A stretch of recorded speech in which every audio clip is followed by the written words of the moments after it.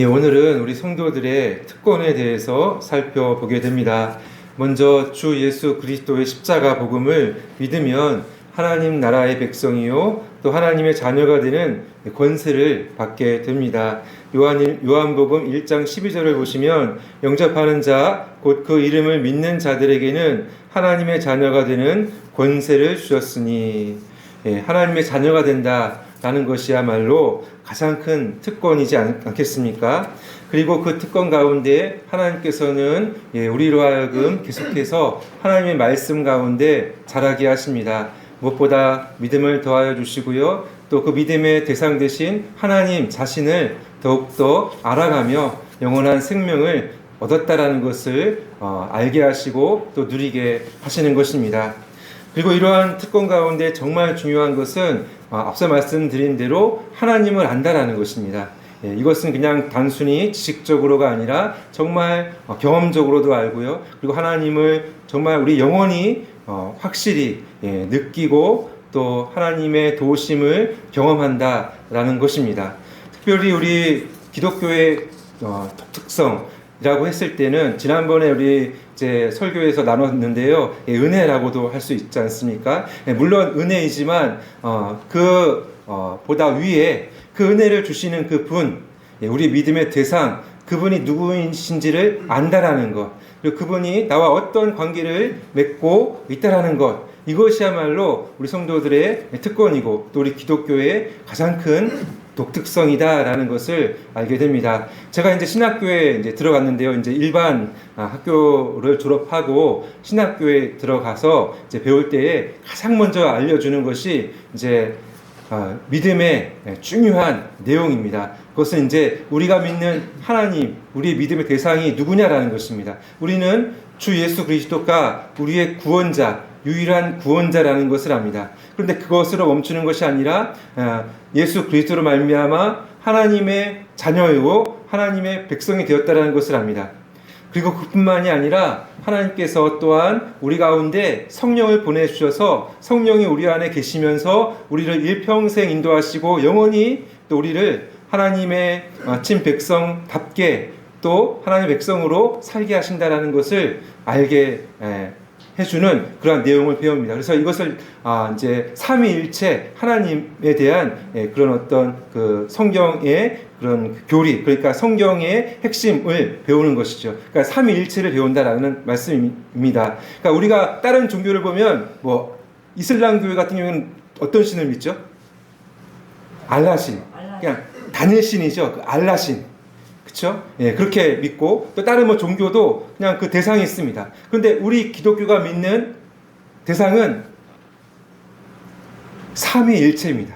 그러니까 이게 무슨 말이냐면은 그러니까 성부 하나님, 성자 하나님, 예수 그리스도, 그 다음에 성령 하나님, 이 삼위 하나님을 믿는데 일체, 이 삼위께서는 하나님으로서 본질과 영광과 권능이 같은 일치한 그런 하나님이다. 그러니까 우리의 어떤 이성적으로는 정말 이것이 이제 합리적으로 그러니까 상식적으로 다 이렇게 와닿지 않아도 성경에서 그렇게 말하니까, 그러니까 우리의 구원자 예수 그리스도를 통하여 하나님을 딱 믿게 되고 그랬는데 우리 안에 그 믿음을 주신 분이 성령님이다. 그러니까 이게 정말 놀랍죠. 근데 이 삼위가 다 같은 하나님으로서의 본질을 갖고 계신다. 그러니까 이 말씀이 그러니까 지어낸 이야기가 아니라요, 하나님의 말씀에서 다 나온 것입니다. 여러분, 이게 가장 기본적인 것입니다. 제가 신학교 가서 먼저 배우는 것이 이것이다라고 말씀드렸지 않습니까? 그러니까 이것도 성경에 나오는 것이고 또 우리 성도들의 기본입니다. 그러니까 예를 들어서 신명기 6장 4절을 보시면 이스라엘아 들으라, 우리 하나님 여호와는 오직 유일한 여호와이시니라. 그러니까 우리의 믿음의 대상은 유일한 하나님, 그분이시다라는 것입니다. 그러니까 유일한 분, 하나님을 믿습니다. 그런데 그 하나님은 어떻게 존재하시는가? 삼위로 존재하신다라는 것을 성경은 또한 가르쳐 주시는 것입니다. 또 대표적인 예로서 마태복음 3장 16절 17절을 보시면 이렇게 기록되어져 있습니다. 다 같이 읽겠습니다. 시작. 예수께서 세례를 받으시고 곧 물에서 올라오실새 하늘이 열리고 하나님의 성령이 비둘기같이 내려 자기 위에 임하심을 보시더니 하늘로부터 소리가 있어 말씀하시되 이는 내 사랑하는 아들이요 내 기뻐하는 자라 하시니라. 예수님께서 세례를 받으실 때 예수님 계시죠? 우리의 유일한 구원자, 그분이 하나님이십니다. 이 땅에 오신 영원하신 하나님의 영원하신 아들이신 그 하나님이 이 땅에 인간으로 오신 거예요. 그분이 하나님이세요. 그런데 성령이 비둘기같이 임하시죠. 이분도 성령도 하나님이라고 성경은 기록하고 있습니다. 그런데 또한 하늘에서 음성이 들려요. 바로 성부 하나님께서 성자 하나님에 대하여 이는 내 사랑하는 자요 기뻐하는 자다라고, 사랑하는 아들이요 내 기뻐하는 자다라고 이렇게 말씀하시는 것입니다. 이렇게 성부 성자 성령 하나님이 동시에 이렇게 함께 계시는데 성경은 뭐라고 말합니까? 이 삼위가 하나님으로서 동일하시고 본질이 같다라고 말씀하시는 것입니다. 종교개혁자 칼빈도 이렇게 가르쳐주고 있습니다. 성부, 성자, 성령이 한 하나님이시지만 동시에 성자는 성부가 아니시고 성령도 성자가 아니시며 그들이 각기 고유한 특성을 지니신다. 성부, 성자, 성령 하나님으로 동일하시지만 또 각기 계신다라는 것입니다. 그러니까 이 놀라운 믿음의 대상에 대해서 우리가 믿음을 갖게 되는 것, 이 모든 것이 다 은혜이고요. 무엇보다 이 삼위 하나님은 영원히 공동체로 존재하시면서 그 사랑으로서 일치하시는 그 완전한 그 일치와 사랑과 나눔과 그 영광을 이제 온 세계에 드러내시기 위해서 세상을 창조하셨고요. 또한 하나님의 형상으로 하나님과 교제하시기 위하여 또 그 삼위 하나님과의 교제에 함께 참여하게 하시기 위하여 사람을 만드신 것입니다. 물론 사람이 타락하여 세상에 죄가 들어와서 망가졌지만 그러나 하나님은 포기하지 않으시고 성자 하나님을 보내셔서 우리의 죄를 대속하여 주셨고요. 대신하여 값을 치르셨고요. 우리를 구원하셔서 이제 원래 목적하셨던 그 계획대로 우리를 그 삼위 하나님의 교제 가운데 함께 참여하게 하셔서 그 사랑을 나누게 하시고 또 그 영광을 보게 하시면서 이제 교제 가운데 살게 하신다라는 것입니다. 이것이 우리의 가장 큰 뭐다? 특권이다 라는 것입니다. 여러분, 그리고 우리가 고백하는 사도신경에 보면 이 삼위 하나님께서 각기 또한 하시는 대표적이고 또 고유한 또한 그런 어떤 그 존재와 그리고 또한 그 하시는 일에 대해서 이제 쭉 이렇게 순서대로 이렇게 가르쳐 주고 있습니다. 그러니까 천지를 창조하신 성부 하나님, 물론 삼위 하나님께서 함께 천지를 창조하시는 가운데 계셨지만 그 창조의 계획과 영광을 성부께 돌리는 것입니다. 그래서 우리가 대표적으로 전능하사 천지를 창조하신 하나님 아버지를 내가 믿사오니 라고 고백하고 그 다음에 성자 하나님에 대한 그 긴 내용, 왜냐하면 우리 기독교의 그 가장 핵심은 성자 하나님, 우리를 구원하신 그분, 다른 어떤 존재가 아니라 바로 그 유일한 구원자에 대한 고백이 중요하기 때문에 쭉 나오고요. 그 다음에 또한 성령 하나님에 대한 고백도 나옵니다. 성령 하나님을 우리가 믿고요. 또 성령 하나님께서는 또한 교회를 통하여 우리의 신앙을 이제 계속해서 이제 주관하시고 보존하시고 일으키시는, 그리고 마지막 종말을 또한 다시 오시는 그 주님을 또 우리 몸이 다시 사는 그러한 것을 다 우리가 믿는다라고 고백하지 않습니까? 근데 그 믿음의 이 내용에 이제 그 가장 핵심은 바로 삼위일체 하나님과 그 삼위 하나님께서 하시는 일에 대한 고백인 것입니다. 여기까지 이제 설명을 드리면 이게 이제 제가 신학교에서 배운 가장 우선되는 내용이고요. 또 우리 성도들도 반드시 알아야 하는 그 믿음의 가장 중요한 내용인 것입니다. 우리가 믿는 대상을 우리가 아는 것, 이런 어떤 그 기본적인 지식으로만이 아니라 정말 그 살아계신 하나님이시기 때문에 또 선하신 하나님이시기 때문에 우리로 하여금 경험하게 하시고 정말 인격적으로 알게 하시는 그 하나님과의 관계를 가장 큰 특권으로 여기시며 살아가시는 저 여러분 되시기를 바랍니다. 그런 의미에서 이제 사도신경의 순서대로 우리가 물론 다 하지는 않아요. 그렇지만 그 중요한 바로 먼저 성부 하나님에 대한 그 고백에 대해서 우리가 이제 본문을 통해서 살펴보기를 원합니다. 사도신경의 순서대로 성도의 기본이 되는 하나님 아버지에 대한 그 내용을 본문을 통해서 살펴보기를 원합니다. 첫 번째 오지를 함께 읽겠습니다. 시작. 하나님 아버지는 성도를 돌보시는 분이십니다. 본문 25절, 26절 다시 한번 우리 읽어볼까요? 시작. 그러므로 내가 너희에게 이르노니 목숨을 위하여 무엇을 먹을까, 무엇을 마실까, 몸을 위하여 무엇을 입을까 염려하지 말라. 목숨이 음식보다 중하지 아니하며 몸이 의복보다 중하지 아니하냐. 공중의 새를 보라. 심지도 않고 거두지도 않고 창고에 모아 들이지도 아니하되 너희 하늘 아버지께서 기르시나니 너희는 이것들보다 귀하지 아니하냐. 여기 하늘 아버지께서는 전능하신 분이시지 않습니까? 천지를 창조하시기까지 전능하시고요. 또 모든 것을 아시고 계시고 또 영원한 권능을 가지고 계십니다.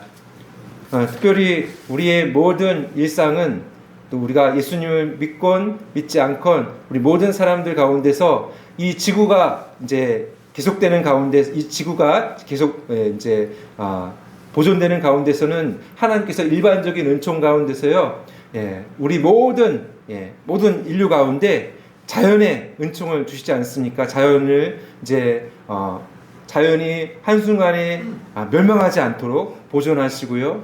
물론 이제 마지막 때에는 이제 이 심판의 또한 징조로서 이 자연 세계에 또 어떤 이상적인 이상의 기후가 일어나고 있지만, 그렇지만 하나님께서는 이 땅이 계속되는 가운데서는 보존하십니다. 그래서 이제 모든 삶을 유지하게 하시고 또 이제 이끌어가게 사람들에게 힘 주시고 자연에는 또 은총 가운데 비를 내려주시고 또 식량을 또 이렇게 소출을 내게 하시는 그런 자연의 섭리를 하나님께서는 베풀어 주십니다. 그렇기 때문에 우리 하나님을 믿는 백성들이라고 한다면 더욱더 그 하나님을 믿고요 또 의지해야 한다는 것입니다. 여기서 우리 주님께서는 특별히 이 자연에서 살아가는 새를 보라고 말씀하시지 않습니까? 새는 내일 먹고 살아갈 걱정을 합니까? 하지 않습니까? 딱 봐도 하지 않죠. 그냥 이 자연이 곧 이 보금자리이지 않습니까? 또 그 자연 속에서 생명을 계속 생명 양식을 공급받습니다. 그리고 새는 본능적으로 그렇게 살아가는 방법을 압니다.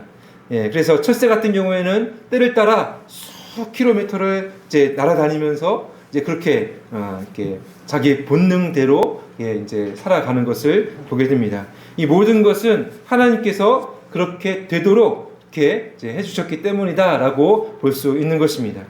그냥 가만히 있어서 살게 하시는 것이 아니라 살아갈 수 있는 여건과 그 본능을 주셨기 때문에 살아가게 이제 된다라는 것이죠. 그렇다면 그 새보다 더 소중한 하나님의 자녀들에게는 어떠하시겠느냐라고 주님께서는 지금 말씀하시는 것입니다. 여기 계신 성도님들 인생길을 뒤돌아보시면 지금 이 자리까지 온 것도 물론 우리 성도님들 힘이 있으셔서 또 이제 여러 가지 삶을 영위하시며 또 삶을 버티셨지만 하나님께서 자연의 은총 속에서 또 우리 성도들이라고 한다면 특별한 은총 가운데 예수 그리스도를 믿고 구원받게 하셨을 뿐만 아니라 하나님의 특별한 섭리 가운데 우리 구원의 목적을 이뤄가도록 모든 것을 합력하여 선을 이루시는 그 하나님의 그러니까 손길, 그러니까 섭리라고 하거든요. 이 섭리는 뭐 이게 그러니까 가만히 있어서 이루어지는 것이 아니라 특별히 하나님께서는 이 섭리를 하실 때는 이렇게 이 자연의 모든 것을 다 통하여 그리고 국가 제도를 통하여 또 우리에게 힘 주시고 재능 주셔서 그것을 통하여 우리에게 살게 하신다는 것입니다. 삶의 길을 열어주시고 또 살게 하신다는 것입니다. 특히 성도의 일생은 이렇게 고백할 수밖에 없습니다. 시편 23편 1절의 고백과 같이 여호와는 나의 목자시니 내게 부족함이 없으리로다.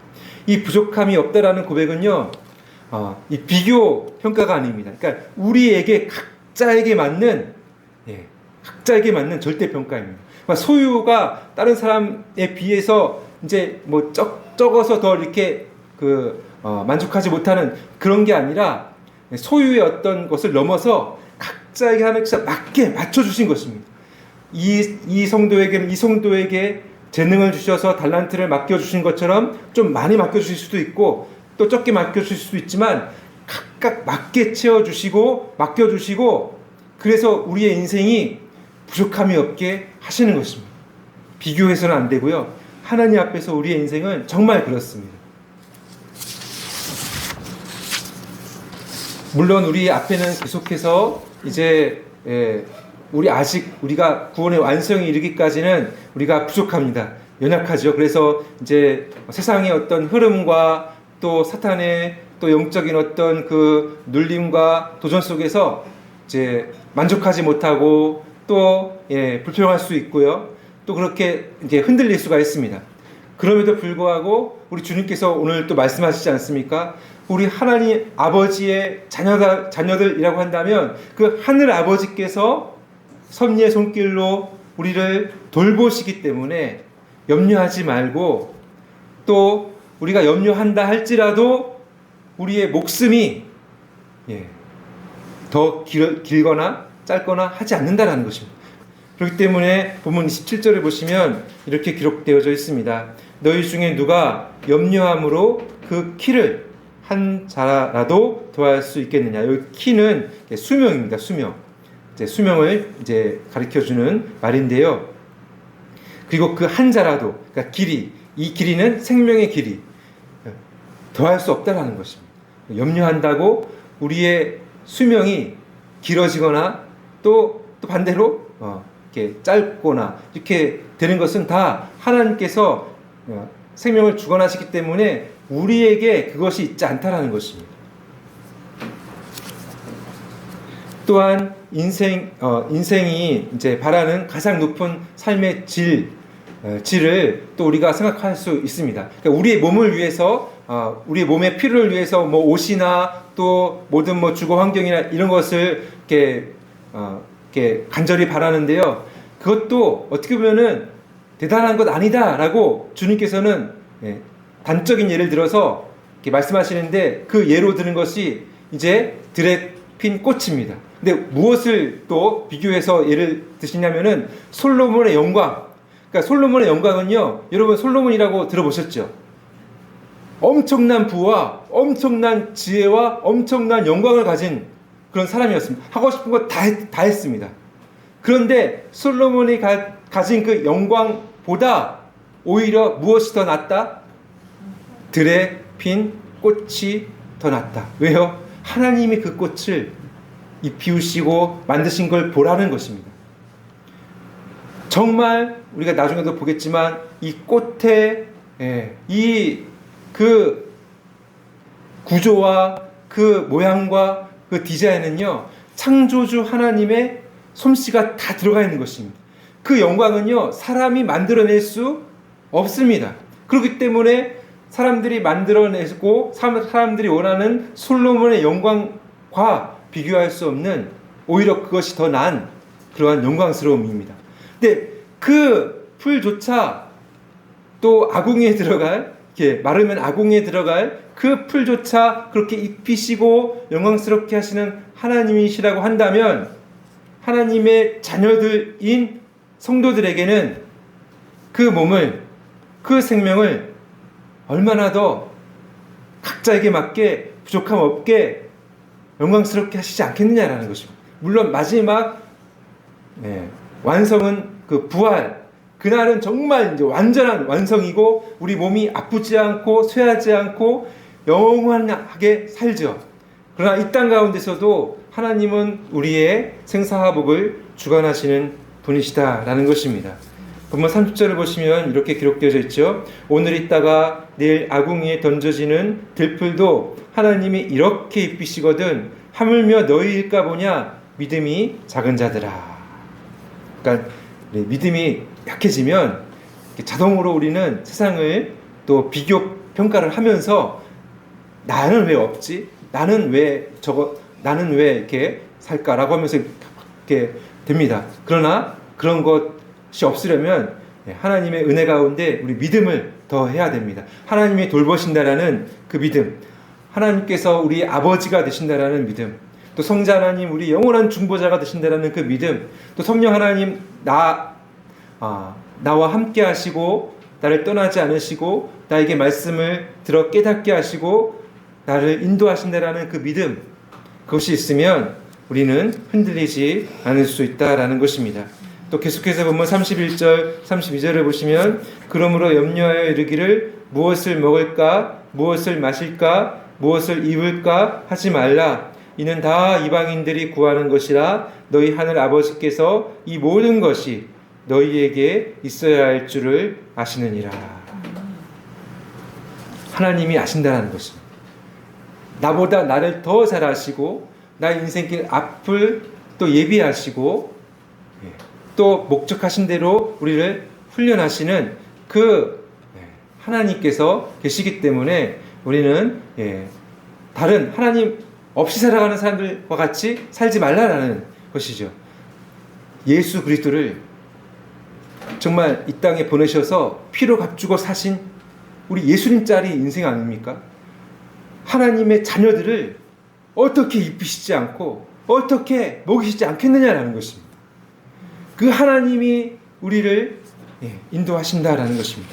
물론 자동으로 가만히 있어서 먹고 살게 하시는 것이 아니라 하나님은 또한 섭리하셔서 우리에게 재능 주시고 또 시간 주시고 관계를 지혜롭게 맺게 하시면서 살아가게 하시고요. 또 모든 것을 합력하여 우리를 부르신 구원의 목적을 이루시는 분이십니다. 우리는 아무리 기술이 발전해서 확률적으로 가장 좋은 삶, 또 이것을 AI한테 물어보고 그것을 따라가는 이것과 비교할 수 없는 하나님의 섭리와 하나님의 손길이 실제적으로 우리 가운데 있음을 믿으시며 살아가시는 저와 여러분 되시기를 바랍니다. 두 번째 요지를 함께 읽겠습니다. 시작. 하나님 아버지의 뜻이 성도의 우선순위입니다. 하나님 아버지의 뜻이 성도의 우선순위입니다. 그러니까 우리 성도들의 우선순위는 하나님 아버지의 뜻이다라는 그러한 말씀인데요. 그 말씀이 본문에 기록되어져 있습니다. 33절 말씀 다 같이 읽겠습니다. 시작. 그런즉 너희는 먼저 그의 나라와 그의 의를 구하라. 그리하면 이 모든 것을 너희에게 더하시리라. 아멘. 여러분, 이 정말 우리 성도들의 신앙생활과 이 모든 삶은 어떤 싸움이냐면은 우선순위의 싸움입니다. 무엇을 먼저 생각하고 추구하느냐. 여기 구하라라는 말이 이제 추구하라는 말과 같은데요. 무엇을 추구하는가? 그랬을 때 하나님께서 우리에게 필요한 것을 공급해 주시는가? 이 싸움입니다.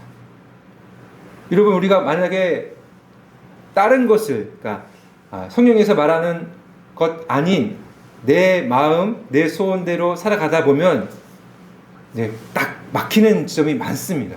그리고 또한 어떤 그 공급이 사라져요. 그러니까 은혜의 공급이 결정적으로 사라집니다. 그렇기 때문에 주님께서는 우리 성도들의 인생길 가운데 무엇을 추구하라고 하십니까?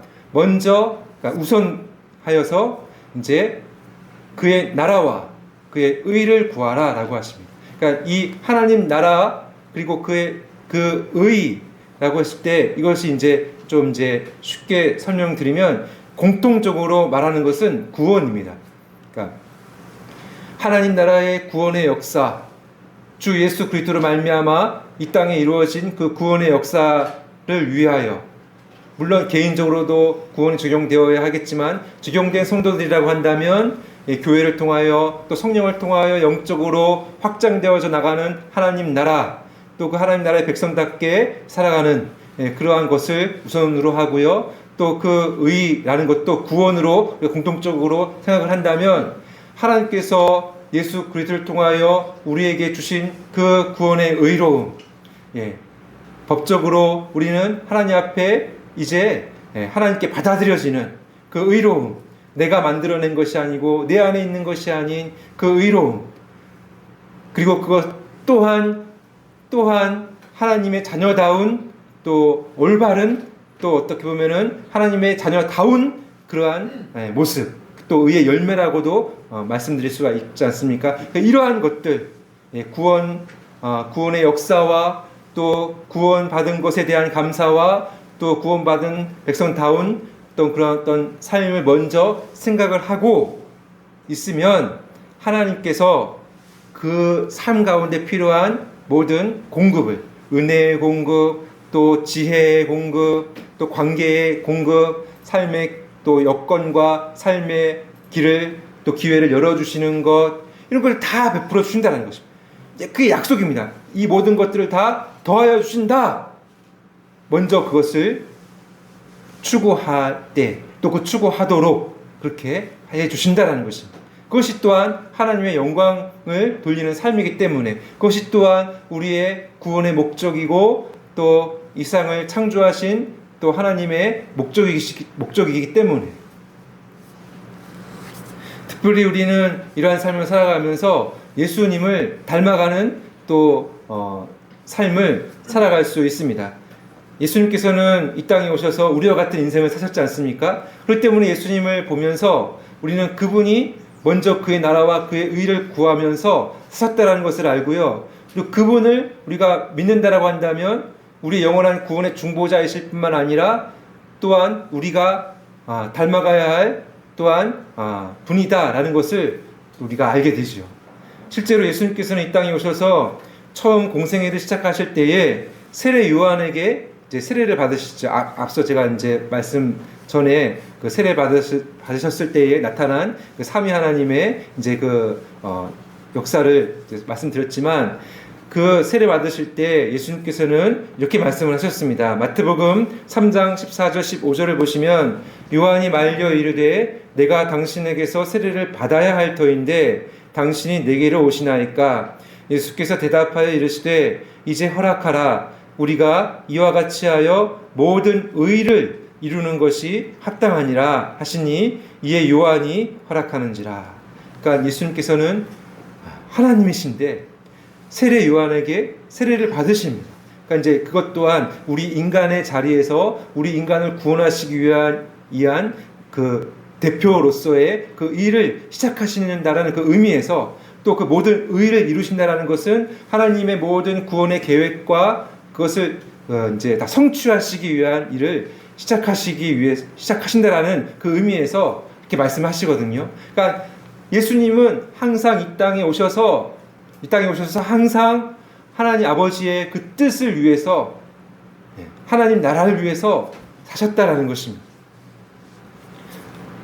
그 모든 의를 이루신 그리스도를 믿는 성도들은 이제 하나님 자녀된 그 특권, 그것을 누리면서 또한 하나님의 그 뜻을 이루며 살아갈 수 있어야 한다라는 것입니다.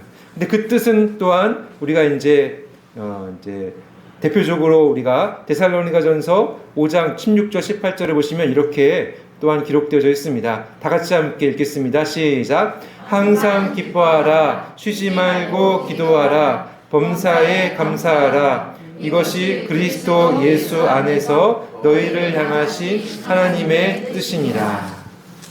항상 기뻐하라. 쉬지 말고 기도하라. 범사에 감사하라.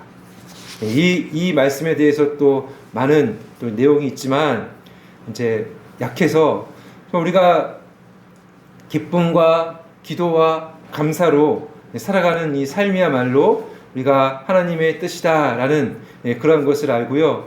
또 하나님의 이 뜻을 우선순위로 이렇게 살아가는 데 있어서 정말 우리가 힘써야 한다라는 것입니다. 근데 여러분, 이제 실제적으로 보면 아무리 우리가 성도들이라고 해도 우리 믿음의 선조들도 이렇게 보면 사실 고난이 많습니다. 그죠? 고난이 많고 또 기쁨보다 슬픔이 더 많은 것이 우리 인생이고, 또 기도할 수 있는 그 마음과 시간보다는 그냥 사실 우리가 하루에 30분 이상 기도하는 것도 사실 쉽지 않죠. 물론 식사 기도도 하지만 구별된 그 시간 동안 30분 이상 기도하는 것, 그건 정말 기본인데 쉽지 않죠. 우리의 주어지는 일상을 살아내는 것도 너무나도 바쁘고 힘듭니다. 그렇죠? 그리고 또한 감사한다라는 것, 그것도 쉽지 않습니다. 그러나 하나님께서 이렇게 말씀하시는 것은 이렇게 살아야 한다라는 것도 되지만 살 수 있기 때문에, 또 깊이 생각하면 하나님의 은혜 가운데 하나님의 자녀된 특권이라는 것은 하나님의 돌보시는 손길 가운데 있기 때문에 슬픔이 또 기쁨이 되기 때문에 기뻐할 수 있고요. 또 기도한다는 것은 물론 구별된 시간에 기도해야 되는 것이 가장 기본이지만, 또 쉬지 않고 기도한다는 것은 우리의 영혼이 늘 우리가 하나님을 생각한다는 것입니다. 그리고 언제 어느 순간에서든 우리가 기도할 수 있다는 것입니다. 기도하면 또 자녀들이 부모를 구하고 찾고 두드리듯이 그렇게 우리도 하나님을 의지할 수 있다는 것입니다. 또한 우리가 감사할 수 있다는 것입니다. 물론 우리에게 주어진 것이 비교평가에서 작고, 또 우리의 어떤 있는 어떤 은사와 재능이 작고 크건 이거 상관없이 그냥 감사하면 그것을 통해서 하나님은 또 만족하게 하시고 또 부족함 없는 인생을 채워주신다는 것입니다. 각자에게 맞게. 이것이 하나님의 뜻이고 이렇게 살아갈 수 있다라는 것입니다.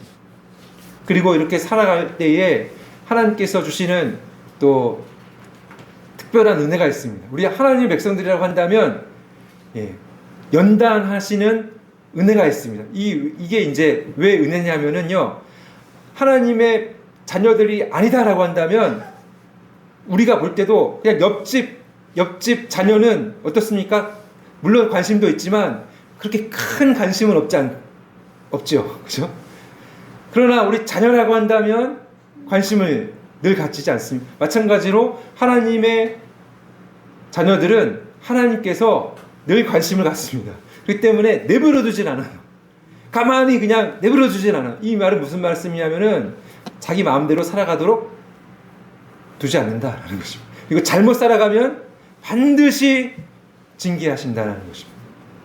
그 말씀이 히브리서 12장 8절로 10절에 기록되어져 있습니다. 다 같이 한번 읽겠습니다. 시작. 징계는 다 받는 것이거늘 너희에게 없으면 사생자요 친아들이 아니니라. 또 우리 육신의 아버지가 우리를 징계하여도 공경하였거든 하물며 모든 영의 아버지께 더욱 복종하며 살려 하지 않겠느냐. 그들은 잠시 자기 뜻대로 우리를 징계하겠거니와 오직 하나님은 우리의 유익을 위하여 그의 거룩하심에 참여하게 하시느니라. 아멘.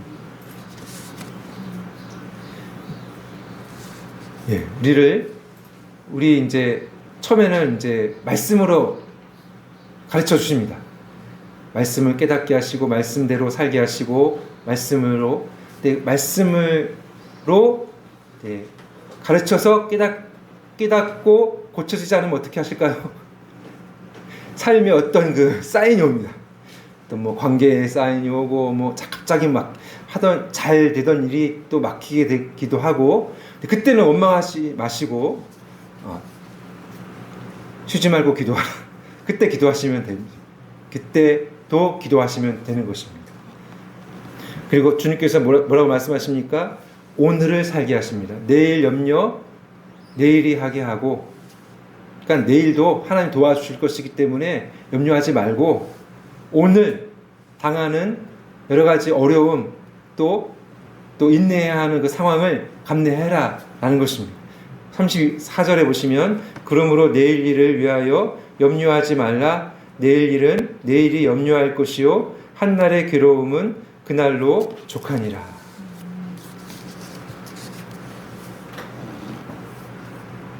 내일은 또 다른 은혜의 공급과 새 힘이 주어질 것이기에 염려하지 않아도 된다라는 그러한 말씀인 것입니다. 또 심지어 성도들에게 당하는 고난과 어려움도요, 그 뒤에 하나님이 예비하신 그 길이 있는 것이고요. 또한 심지어 가장 마지막 우리 생명의 이제 그 마지막 순간에서도요, 무너지지 않을 수 있는 이유는요, 그 죽음이라는 그 문을 열고 나가면 영원한 안식과 또 생명의 부활이 있기 때문입니다. 그래서 이제 우리 믿음의 선배들 같은 경우에 이제 갑자기 아픈 분들도 물론 하나님 앞에 회복을 위하여 기도하지만 이제 회복을 할 수 없는 상황에서도 하나님 앞에서 이제 찬양하며 예배할 수 있는 그 이유는 하나님께서 영원한 것을 예비하여 주셨기 때문이다라는 것입니다. 그것이 이제 또 우리에게 적용되었을 때 어떤 상황에서도 우리는 하나님 아버지의 선하신 그러한 손길과 또 예비하신 그 장래의 은혜를 믿고 또 그 돌보심을 믿고 또 우선순위를 하나님께 두고 살아갈 수 있다는 사실을 기억하시기를 바랍니다. 이제 말씀을 정리하고 마지막으로 이제 그 선하신 하나님이라는 책에 나오는 그 내용인데요. 거기에 이제 칼빈의 글이 소개되어져 있습니다. 이렇게 기록되어져 있는데요. 우리는 창조에 나타난 만물의 순서 안에서 하나님의 부성적인 사랑을 힘써 숙고해야 합니다. 창조의 그 순서와 마지막에 하나님의 형상으로 하나님을 닮은 존재로 하나님의 영광을 반영하는 존재로 우리를 만드셨지 않습니까? 이 천하 만물보다 소중한 우리, 그 영혼, 그리고 그 영혼을 구원하시기 위하여 가장 값비싼 대가를 치르신 그 하나님, 그 하나님을 우리가 숙고해야 한다는 것입니다. 그리고 하나님은 앞을 내다보며 열심히 일하는 한 가족의 아버지로서 책임을 다하셔서 우리에 대한 자신의 탁월한 선하심을 보여주셨습니다. 우리가 하나님을 천지의 창조주로 부를 때마다 동시에 우리는 정말 그분의 성실한 보호 아래 양육되고 교육받는 자녀로 받아들여졌다는 사실을 명심하시기를 바랍니다. 이처럼 하나님의 은혜와 선하심으로 말미암은 크신 친밀함으로 부름받았으니 전심으로 그분을 사랑하며 섬기기를 힘씁시다. 마지막 말씀 누가복음 12장 32절입니다. 적은 무리여 무서워 말라. 너희 아버지께서 그 나라를 너희에게 주시기를 기뻐하시느니라. 우리는 하나님 나라의 상속자라는 것입니다. 이 특권을 받은 자로서 하나님의 돌보심을 믿으시고요. 또한 하나님 우선순위로 하며 살아갈 때 더욱더 풍성하게 채워주시는 그러한 부족함 없는 그러한 인생을 살아가시는 저와 여러분 되시기를 바랍니다. 기도하시겠습니다.